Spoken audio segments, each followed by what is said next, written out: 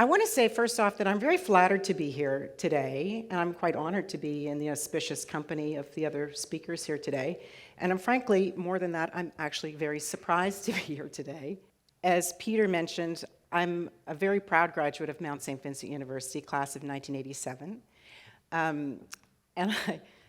In preparing to come to speak to you today, of course, one is forced to spend some time reflecting on your academic life if you're coming back to your alma mater. And in reflecting on mine, I realized that there's one and only one negative experience that I had during the 4 very wonderful years that I had as a student here that remains as a very deeply scarring, traumatic experience, and that was public speaking. So in my 3rd year as a public relations student, I didn't set the bar very high for myself for speaking to a crowd at the Mount, and I want to extend a sincere thank you to the organizers for 30 years on giving me an opportunity to take another swing at that. So, as you now know, I'm a graduate of the class of 1987, and really all you need to know about me is that since that time, I've spent my professional life really working within the charitable sector of Canada. So I've worked as a professional fundraiser, both within charitable organizations as a senior staff person, and then more lately as an external advisor, if you will, or consultant to help coach them in their fundraising. That's the bad news. But the good news is that I'm not here today to pitch you as a fundraiser on making a financial donation to a charitable organization. But what I am here to do is to very unapologetically pitch you on contributing your time and your talent to a charitable organization in this country. And the way I'm going to do that in the very brief time that I have left on stage is, I think I'll take just a moment, if you will, to give you even just 1 or 2 of the many reasons why Canadian charities need you now more than they've ever needed you before. And there are dozens of reasons for that, but I'll just highlight 1 or 2. I do also want to share with you 1 or 2 examples of creative and unique volunteerism and activism that inspire me, in the hope that they will also inspire you. And I think I'd maybe like to end by providing you with a little bit of thought-provoking food for thought about how you can go about shaping your own volunteer experience in a way that's both beneficial for the charitable organization, but also very, very meaningful for you. The first question that I have is, if you're 50 years old or under, please raise your hand. Thank God, because we really need you. And I'm going to explain to you why that is. So about every 3 years, the Voluntary Sector Initiative does an analysis through Stats Canada of who's volunteering for charitable organizations in this country and why that is. First off, you need to know that there are 85,000 registered charities in this country. And of the 85,000 registered charities in this country, they involve themselves in social purpose, meaningful social work in a very wide swath of areas. So post-secondary education and healthcare and environmental activism and preservation and support for youth, charitable hospital foundations, international development and relief, performing arts, the list goes on and on. So every meaningful sort of social activity or humanitarian activity that knits us together as communities across this country has, within that swath of 85,000 registered charities, at least one of them is concerned with that particular purpose. So if America runs on Duncan, Canadian charities run on volunteers. In the year 2013, over almost 2 billion man and woman hours of volunteer service was devoted to charitable purpose in this country. And if you'd like a frame of reference for that, that actually equates to something in the order of about 1 million full-time jobs that were contributed by Canadians, and that's fantastic. But it's really important to note that things are changing in the demographic of this country, and they're impacting the volunteer work that's happening in support of the charitable sector. In 2013, 44%, which is a remarkable number, of Canadians aged 15 and older volunteered in support of some worthwhile cause, and that's terrific. But it also represents a decline from 2010 numbers when 47% of the Canadian population aged 15 and over were contributing their time and talents. And in point of fact, if you scroll back 3 years even before 2010, the number's been on a little bit of a steady decline over time. There's a reason for that. It's also important to note, particularly for those of you who are in the audience who are 50 or under, that in 2013, the percentage of volunteers who supported Canadian charities through their volunteerism was actually 28%. So 28% of all the volunteers were age 55 and over. And that actually represents a very significant decline if you go back 9 years. 9 years before that, it actually was 23% of the volunteer cadre that was represented by the 55 and up group. So what can you deduce from that? You can deduce that there are fewer Canadians that are volunteering for charity, and at the same time, the mean age of the volunteers is actually increasing. So we need you, the 50 and unders, we really need you.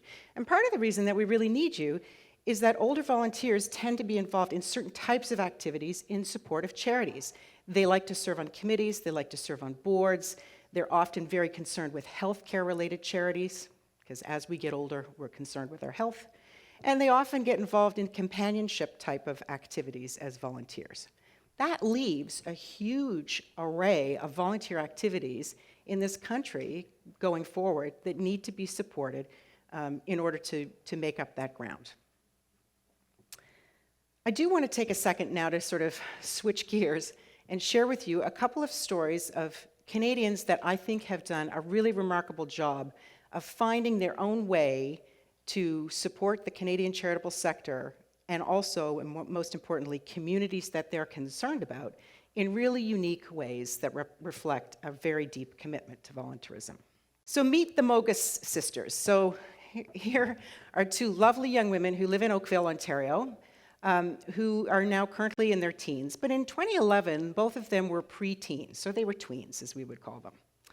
And what you need to know about them is that they're, lovely, accomplished kids from, middle-class suburban neighborhood who have a real passion for reading. So they're voracious readers both. And without going into the whole backstory, 3 important things came on their radar screen, both of them in the year 2011, which was pivotal. In 2011, they learned 3 things. They learned, number 1, that statistically, the number of books available in the Canadian household had a significant impact on the literacy and educational achievement of the children in that household, regardless of whether or not they came from a rich background or a poor background or anything in between. They also learned that in this country, Aboriginal youth who are in remote communities, on average, achieve a literacy rate that is between 4 and 5 years behind their peer communities across the country. And then thirdly, and importantly, they learned that the province of Ontario, where they lived, was canceling its annual Aboriginal Summer Reading Program book drive. And so they decided they were going to do something about it. So together these girls decided that at 11 and 13 years of age, that the way that they could get the most attention for this cause was to write to the National Post and ask them to cover the issue of literacy for kids in northern communities. Then they went to their local mall and they asked for a space donated for people to drop off gently used books. They turned their time and attention to sorting the books and raising the money to ship the books. And in their first shipment to 24 northern communities, they sent 55 boxes of books. Fast forward 5 years, and now they have their own registered charity that they've set up called Books with No Bounds, and they've now sent 66,200 books to northern communities that are generally inaccessible in northern Ontario during the winter months to support literacy efforts. So interestingly, in the course of their work with these northern communities, one called Cat Lake got in touch with them and said, we really do appreciate the books, but one of the most significant challenges that we have is that we have no recreational activities to support after-school programming in the communities that we live in.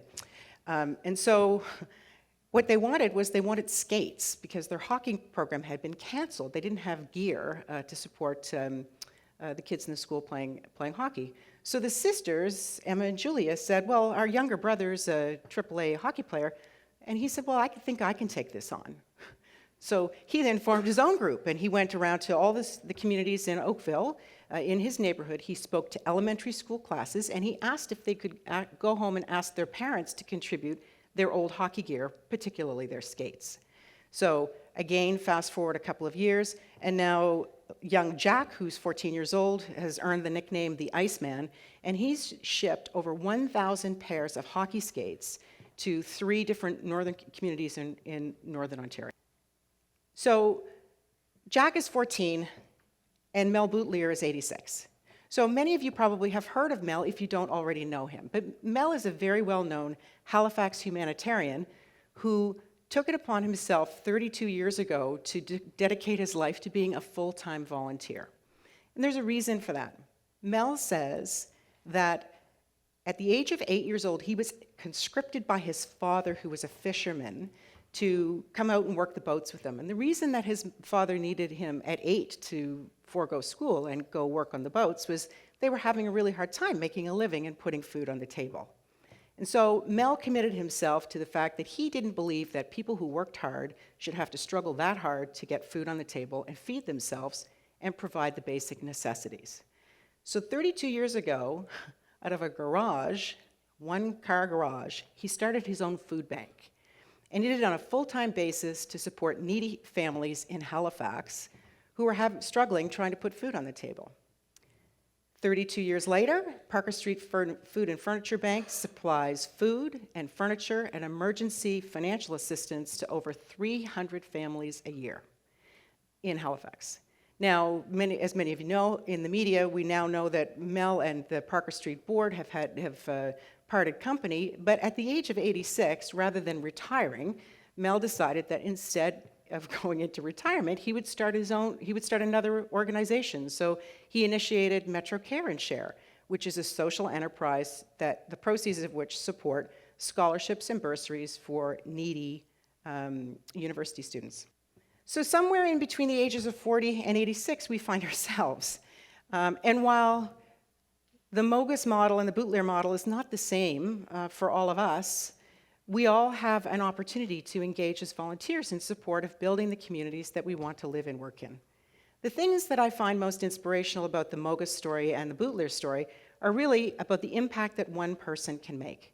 At 14, Jack Mogus said of his experience, "The thing that I have learned is that you're not too young to make a difference." And I think that that's a really teachable moment for all of us. Clearly, Mel Boutlier doesn't think that 86 is too old to make a difference either. I think one of the other lessons from both of these stories is about the value of finding a charitable purpose that speaks to us. It's really important to find something in the community you live in or in another community with a charitable mission that speaks to you in some very, very profound way. And finally, I think that one of the important lessons is that you can find a volunteer opportunity that plays to the strengths that you have and gives you an opportunity to shape a volunteer experience that's really important and powerful for you. So what do I mean by that?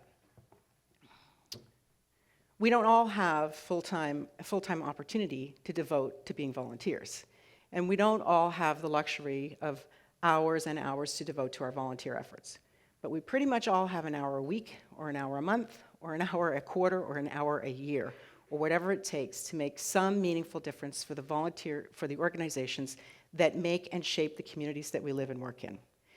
If you like to write HTML code, then there are a whole lot of organizations out there that need you to help them with their websites.